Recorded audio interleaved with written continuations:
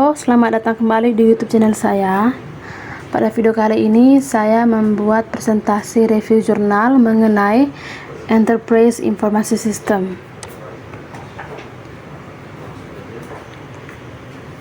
Sebelum lanjut ke pembahasannya, terlebih dahulu saya ingin memperkenalkan nama lengkap saya, Avelina Darlene, dengan NIM 18101252. Oke, kita langsung saja ke pembahasan yang pertama.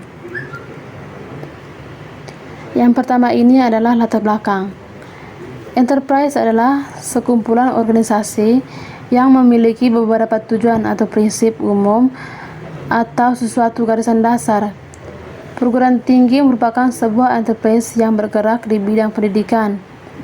Perguruan tinggi pada umumnya memiliki beberapa unit bisnis seperti bagian umum, keuangan, kepegawaian, perencanaan dan sistem informasi, penerbitan dan publikasi, serta kegiatan utama penerimaan mahasiswa, operasional akademik dan wisuda. Masing-masing unit bisnis memiliki sistem yang dikembangkan sendiri, sehingga sering terjadi bentrok dalam pengalokasian sumber daya. Data yang digunakan tidak konsisten karena tidak diolah secara real time. Pengolahan sistem berorientasikan data, bukan berorientasi pengguna. Pembahasan yang kedua yaitu metode. Metode dan model yang digunakan dalam perancangan dan realisasi dari sebuah struktur organisasi, perusahaan, proses bisnis, sistem informasi dan infrastruktur.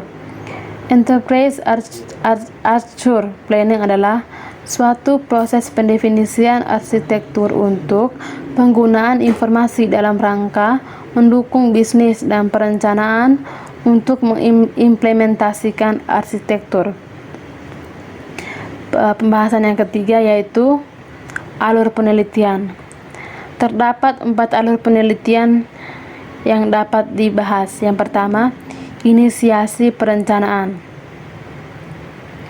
Tahap awal dari EAP adalah inisiasi perencanaan, yakni mendefinisikan organisasi sebagai objek dengan menjabarkan visi dan misi organisasi yang dihubungkan dengan visi dari perencanaan sistem informasi, sehingga pengembangan arsitektur dapat dilakukan sesuai dengan tujuan bisnis. Pembahasan yang kedua itu pemodelan bisnis. Berdasarkan konsep rantai area fungsional utama untuk model pendidikan di perguruan tinggi secara umum dapat dikelompokkan ke dalam kegiatan utama dan kegiatan pendukung. Kegiatan utama terdiri dari penerimaan mahasiswa, operasional akademik, dan wisuda. Sedangkan kegiatan pendukung terdiri dari kegiatan yang berhubungan dengan manajemen sumber daya atau umum, manajemen keuangan, perencanaan dan sistem informasi, dan penerbitan serta publikasi. Gambar di samping memperlihatkan rantai nilai untuk model pendidikan dan penelitian sebuah perguruan tinggi. Pembahasan yang ketiga di sini yaitu arsitektur sistem teknologi saat ini. Sistem informasi dan teknologi saat ini memberikan gambaran tentang kondisi sistem dan teknologi informasi terkini, pengembangan teknologi informasi, keinginan dan arah pengembangan teknologi informasi di perguruan tinggi saat ini. Di dalam ini beberapa hal yang perlu diperhatikan dan dijadikan sebagai kunci utama dalam melakukan analisa adalah: yang pertama, kondisi organisasi; yang kedua, arah strategi pengembangan teknologi informasi; yang ketiga itu kondisi sistem informasi dan teknologi saat ini.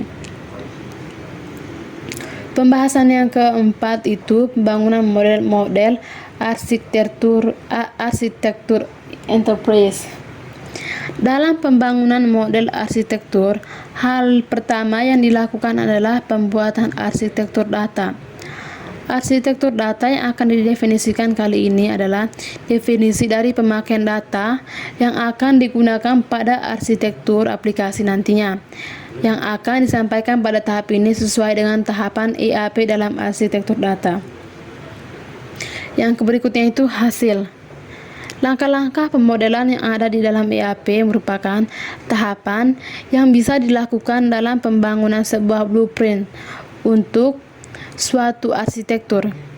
Dengan mengikuti langkah-langkah yang ada di dalam konsep EAP tersebut, akan digunakan untuk memodelkan sistem informasi akademik di perguruan tinggi secara umum.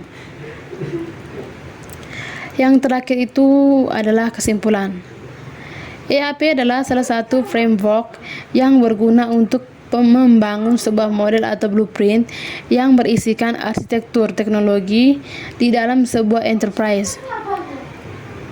Perguruan tinggi yang merupakan sebuah enterprise di bidang pendidikan bisa memanfaatkan EAP sebagai pedoman atau penuntun dalam membangun sebuah blueprint teknologi informasi untuk menunjang visi dan misinya. Pemodelan arsitektur sistem informasi akademik di perguruan tinggi yang dibahas di jurnal ini menghasilkan sebuah contoh blueprint yang berisikan rantai nilai perguruan tinggi, hubungan antar stakeholder, daftar entitas, hubungan antar entitas yang ada, grup dan sistem aplikasi dan platform teknologi. Baik, itu saja yang saya dapat sampaikan. Mohon maaf bila ada kesalahan kata. Terima kasih.